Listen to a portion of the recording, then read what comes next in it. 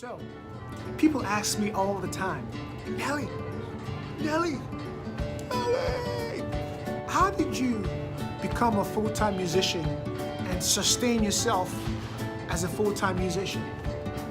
And I have two words for you: professionalism and value. Professionalism. Be on time. Show prepared. Under promise, but always over deliver. Value. The market does not pay you for what you think you are worth. My mom thinks I'm worth $1 billion. My fans think I'm worth $1 billion. But the market does not care. The market only pays you for what you're worth to the market. If I can guarantee a venue that I can put 50 people in that venue for a show, and you can guarantee them only 25 people, to the marketplace, I'm worth twice as much as you are.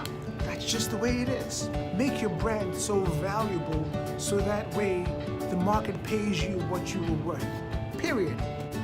But always remember, keep making good music. Nelly's Echo Music, the soundtrack to your lives.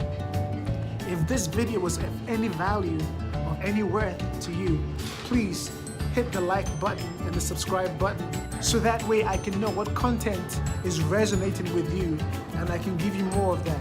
Thank you so much. I love you all. Have a great day.